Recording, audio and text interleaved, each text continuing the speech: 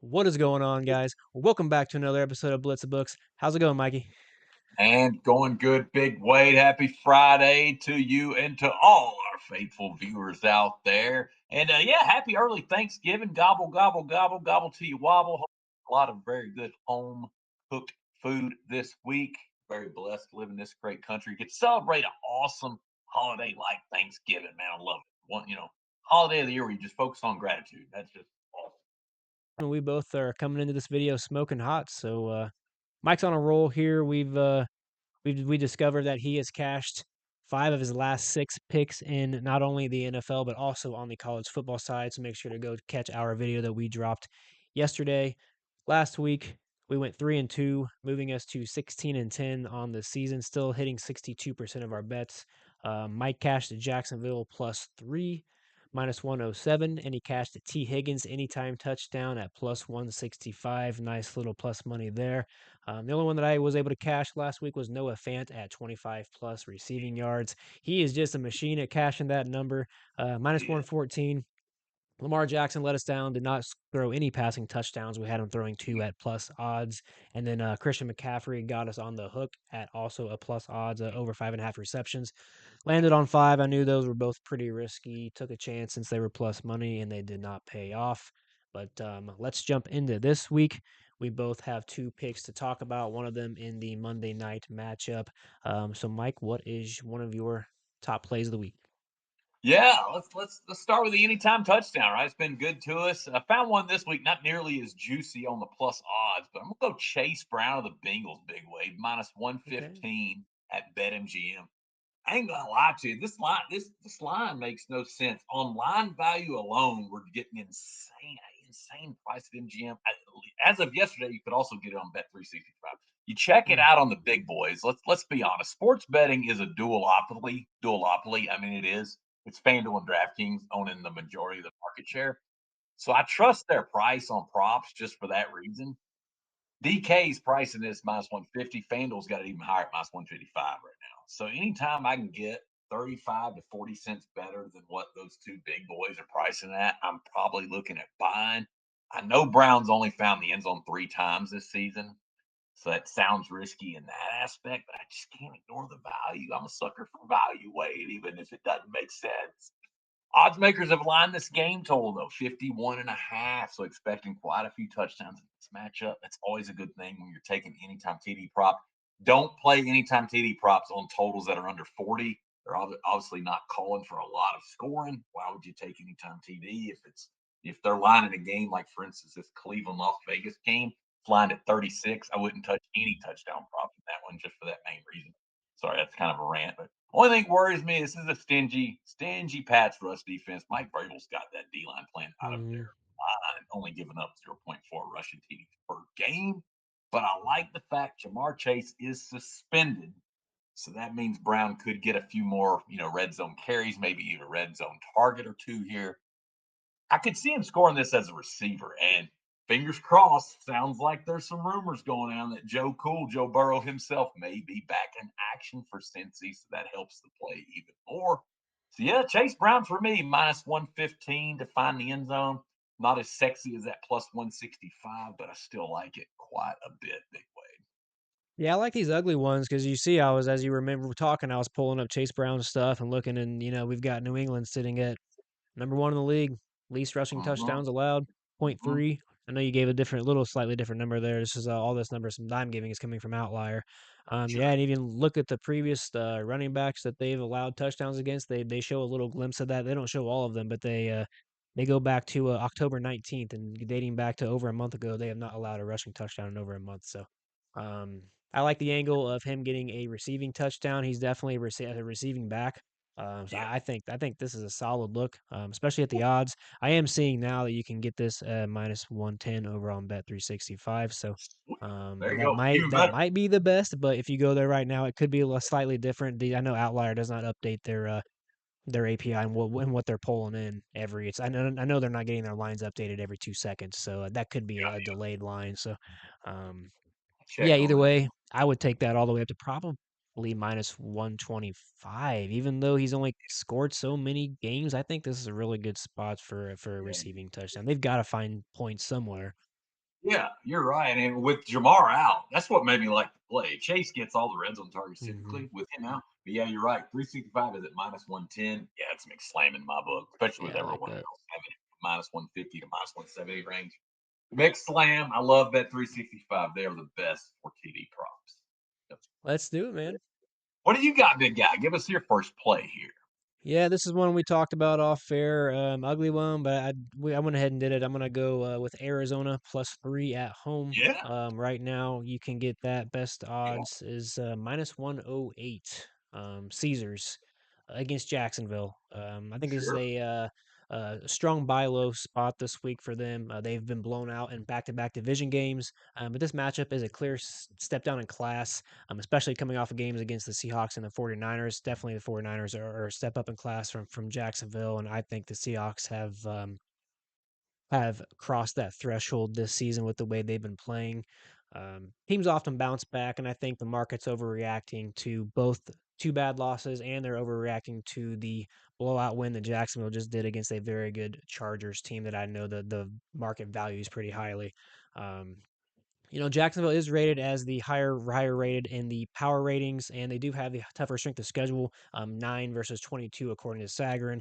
But this is just a tricky scheduling spot for them coming off that emotional win. Now they've got to travel across the country as well. Arizona's defense has not been elite, but it can be competitive enough at home to keep them in games. They do allow 25.6 points per game, but at home, like I said, I do expect them to be a little bit better.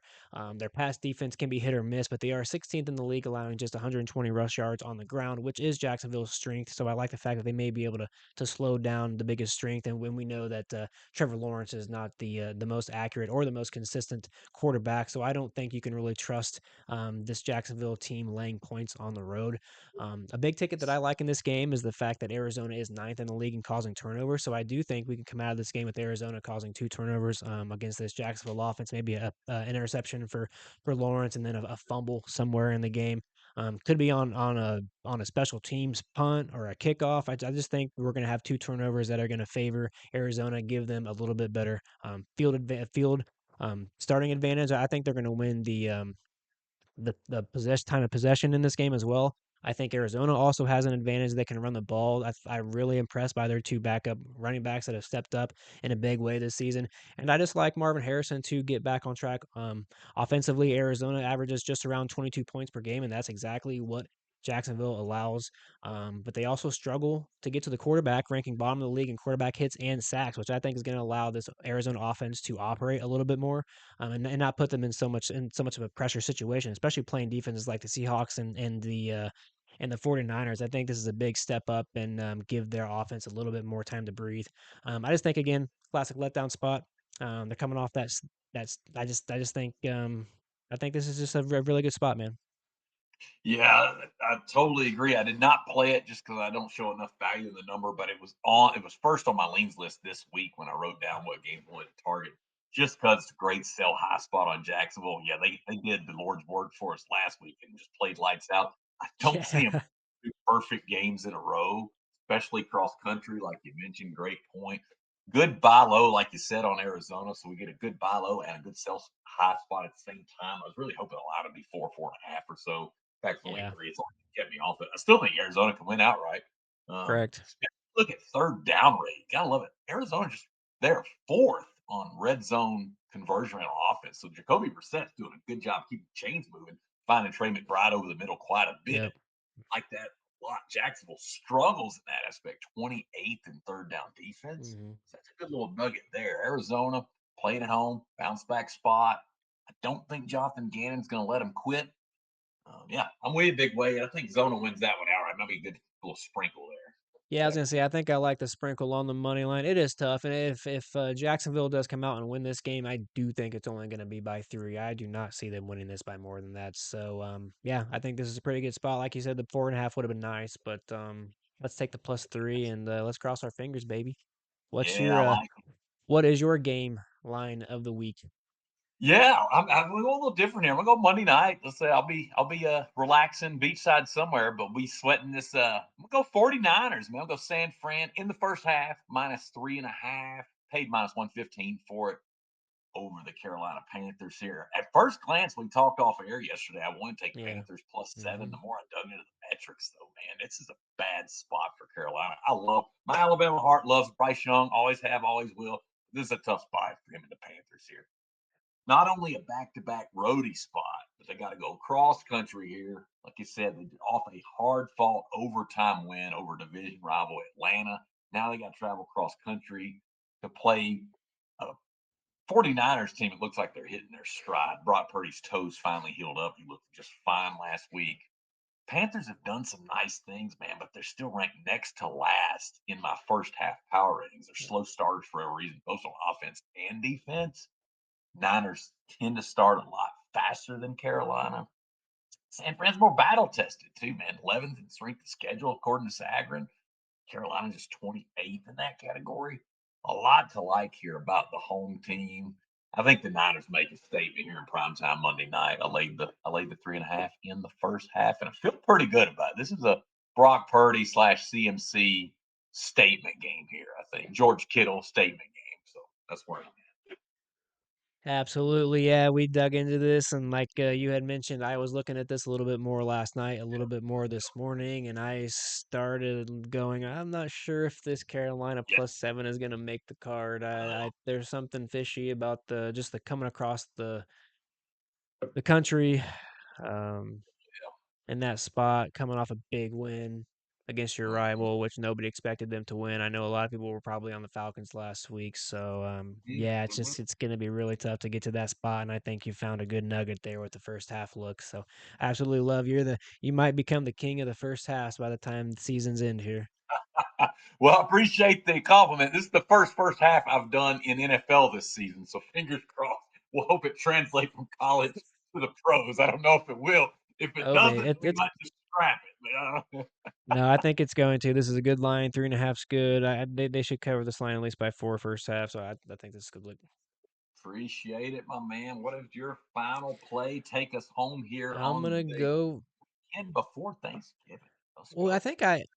I think this is gonna be a side that you're gonna be on. Well, all Um, right. and I Yeah. think I like Okay. Kansas City -3 Yeah. here. I think this is a classic Absolutely. spot where the market is overvaluing Indianapolis and they're undervaluing the Chiefs after two losses that are coming against legit playoff caliber opponents in the Broncos and the Bills.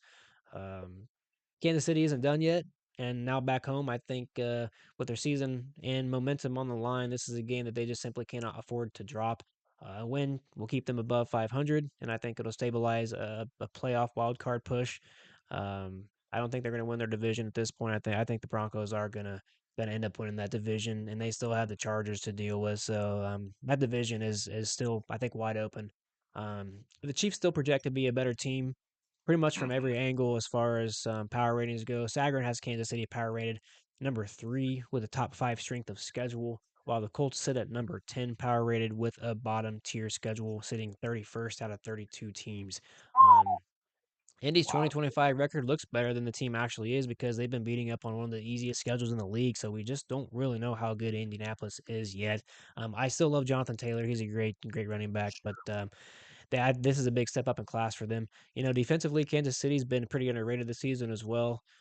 They've held up against pretty high-powered offenses, and I think they should be able to give Daniel Jones problems all afternoon. Their ability to generate pressure without blitzing and their improved linebacker play should help them slow Jonathan Taylor down enough to force Indy into uncomfortable passing situations. On the offensive side, Kansas City does have a sneaky edge and protection that matters in this game. I think they rank third in the NFL in fewest QB hurries allowed and 10th in sacks allowed. So they're only giving up around 2 per game. I think that's going to matter. That's going to allow Mahomes a little bit more time to push the ball downfield. With time and rhythm back on their side, I think this offense should look a little bit more like themselves at home over the last 2 weeks. Overall, I just think this is a pretty good spot to buy on Kansas City, a veteran playoff tested team at home, 2 tough losses, facing a Colts team that's pretty much inflated by what we believe is a soft schedule.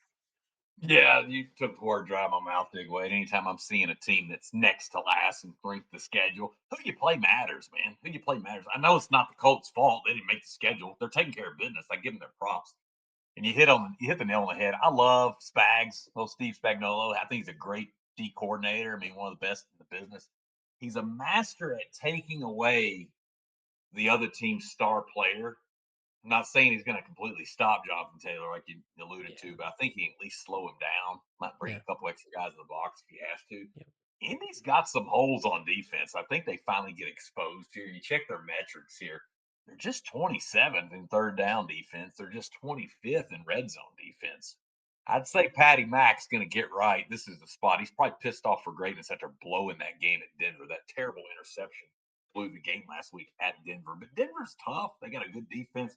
And at Denver, Mile High is a tough place to play.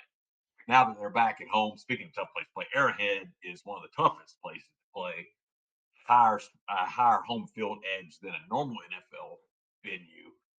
Yeah, you nailed it, Wade. I'm on this with you, as you guessed. I am on it. I played this early in the week at the -3, -115 is what I paid.